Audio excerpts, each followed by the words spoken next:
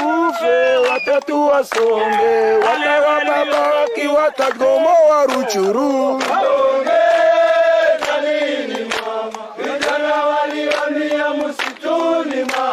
Très chers internautes et téléspectateurs, bonjour et bienvenue dans cette production des jours où nous sommes faits pour vous informer bien sûr sur plusieurs situations en République démocratique du Congo, de partout où vous nous suivez à travers plusieurs régions du monde. Ne passez pas à vous abonner sur cette chaîne et que vous informer à temps réel, nous laissant ainsi vos likes et commentaires dans le cadre toujours de bien vouloir trouver nos différentes productions à tout prix que nous postons de nouvelles informations. Ils sont des volontaires pour la défense de la patrie VDPRDC, déterminés plus que jamais de combattre à côté des forces armées de la République démocratique du Congo FARDC dans la lutte contre le terrorisme orchestré par le Rwanda et ses partenaires pour la déstabilisation de la partie est de la République démocratique du Congo. Comme dans d'autres pays envahis du terrorisme, le peuple congolais n'a cessé de se mobiliser pour soutenir ses forces armées contre le Rwanda et ses partenaires. La récente communication des forces armées de la République démocratique du Congo rejette la manipulation des terroristes RDF selon laquelle l'armée congolaise viole les cessez-le-feu actuellement en vigueur tel que prescrit dans l'accord de Luanda signé le 30 juillet dernier. Ces allocutions manipulatrices sont intervenues cette semaine dans l'agenda politique du M23 RDF, prétextant avoir été saboté par l'armée congolaise par l'aéronef au-dessus des espaces contrôlés par ce rebelle au Nord Kivu. Le général-major Sylvain Ekenge, porte-parole des forces armées de la République démocratique du Congo en RDC, donne la lumière sur cette question qui a semblé manipuler l'opinion par le M23 et appelle les forces loyalistes de se mettre prêtes pour récupérer les zones perdues, c'est là comme première attente de la population congolaise. Général-major Sylvain Ekenge. Il faut être précis. L'hélicoptère qui aurait survolé cet espace-là, qui disent que c'est un espace qui leur appartient, alors c'est un espace de la RDC, cet hélicoptère n'appartient pas au FARDC. D'après les informations que j'ai reçues, c'est un hélicoptère de l'armée ougandaise qui voulait passer par là pour rentrer au pays et ils ont tiré sur cet hélicoptère-là qui est rentré en Ouganda. Donc le peuple congolais attend de nous que nous puissions tout mettre en œuvre pour récupérer tous les espaces que nous avons perdus.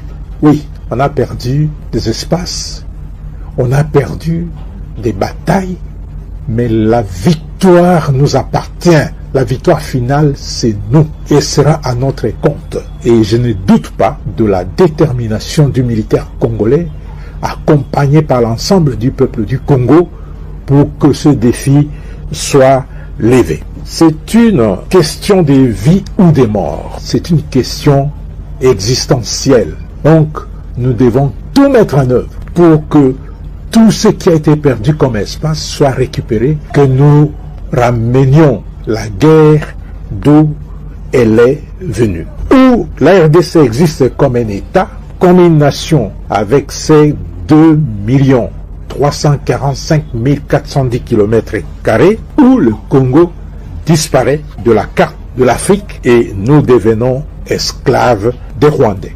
Nous, on n'a jamais violé le cessez-le-feu, aucunement. Ce sont les RDF qui viennent attaquer nos positions et surtout les positions qui sont aujourd'hui vers le Grand Nord, notamment la position de Kikuvo. Et dans le massif, ils sont en train de forcer pour occuper tout le massif en violation flagrante du cessez-le-feu et ils imputent cette violation au FARDC. Comment imputer la responsabilité? Comment imputer la responsabilité au FARDC alors que ce sont les Rwandais qui violent constamment le cessez-le-feu tel que décidé par la rencontre de Luanda. D'ailleurs, je voudrais profiter de cette occasion, merci de m'avoir posé cette question, pour que nous puissions nous interpeller nous-mêmes. Je voudrais interpeller nous les militaires des forces armées, nous les officiers des forces armées, nous les sous-officiers, les gradés, les soldats, les matelots des forces armées. Le Rwanda et son armée sont ce qu'ils sont. Ils ne changeront pas. Et aujourd'hui, nous vivons une période particulièrement délicate. Délicate pourquoi? Parce que cette période est caractérisée par l'agression de notre pays imposée par le Rwanda. Je ne doute aucunement, et alors aucunement, de notre volonté et de notre détermination à relever ce défi, car les capacités, nous en avons. Les moyens, n'en parlons même pas, parce que ces moyens sont là. Il est donc temps de forger en nous l'esprit patriotique, l'esprit de défense. Et notre esprit patriotique doit être inébranlable. Le Congo, c'est l'unique pays que nous avons. Le Congo, c'est le précieux patrimoine commun nous légué par nos aïeux. Le Congo, c'est notre espace de vie. Le Congo, c'est notre raison d'être. Le peuple congolais attend de nous, défenseurs de la nation. Le peuple congolais attend de l'armée, socle de l'unité nationale, la défense de l'intégrité territoriale de notre pays. Quant à la population congolaise, la vigilance oblige en cette période très tendue où l'ennemi manipule l'opinion, passant par divers moyens, surtout des communications, pour amener la population à désespérer et cela pouvoir mettre confiance à l'ennemi qui lui aussi ne sait plus les rôles exacts qu'il est en train de jouer dans cette aventure sanglante.